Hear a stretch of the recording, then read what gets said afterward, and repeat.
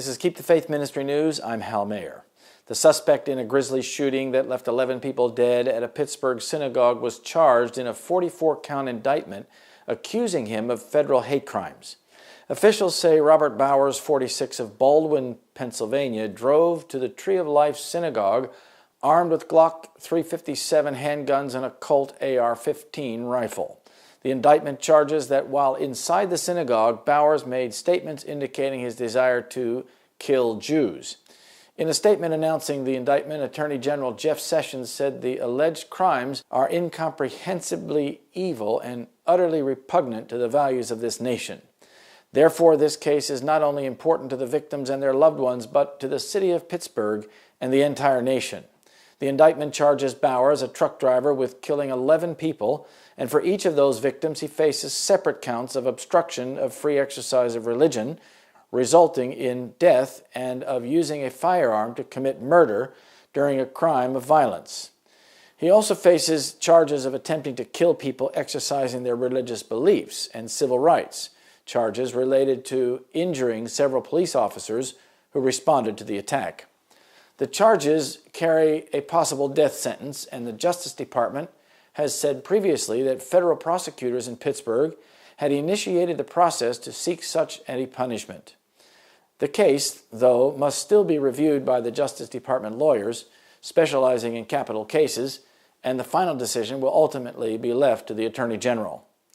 The attack was the deadliest on Jews in U.S. history, killing worshipers who ranged in age from 54 to 97.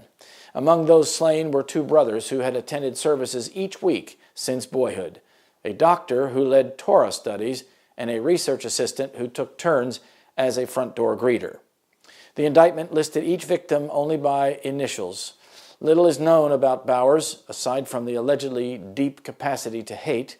Neighbors said he seldom had visitors at his apartment in Baldwin, though he exchanged greetings with passers-by. Online, though, he posted anti-Semitic and racist rants, comparing Jews to Satan and using slurs to refer to women who had relationships with black men. Bowers also faces a number of state charges filed over the weekend, including 11 counts of criminal homicide. Allegheny County District Attorney Stephen A. Zappala Jr. said his office sought to have Bowers arraigned on the state charges but was denied by federal authorities. Zappala said that he would prefer that local residents sit in judgment of Bowers in a trial, but would let the federal case proceed and put the state charges on hold for the time being. The district attorney has signaled he is likely to also pursue a death sentence for Bowers for those killed in the Pittsburgh synagogue shooting. While the Bureau of Alcohol, Tobacco, Firearms, and Explosives said that Bowers legally acquired and possessed the guns found in the synagogue and his home, the agency said that this announcement was premature and that no determination had been made yet. Authorities have not said whether Bowers, who was wounded during the gun battle with police responding at the synagogue, is cooperating with investigators or detailed what he may have told them. But according to the hospital that treated him for 2 days after the attack, he continued making comments there about wanting to kill Jews, even as some of the nurses and doctors who treated him were Jewish. The Federal Public Defender's Office did not immediately respond to a message seeking comment about the case. These Jewish worshipers were worshiping on God's seventh-day Sabbath. What will happen to other Sabbath keepers when they are demonized in the public media for disobeying Sunday worship laws? Will people try to kill them too? Perhaps the hostility will have a different outcome. The heavenly sentinels, faithful to their trust, continue their watch.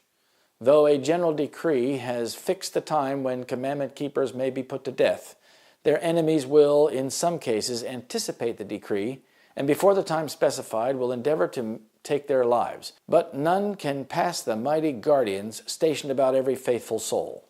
Some are assailed in their flight from the cities and villages, but the swords raised against them break and fall powerless as a straw. Others are defended by angels in the form of men of war. That's The Great Controversy, page 631. This is Keep the Faith Ministry News. Thank you for watching.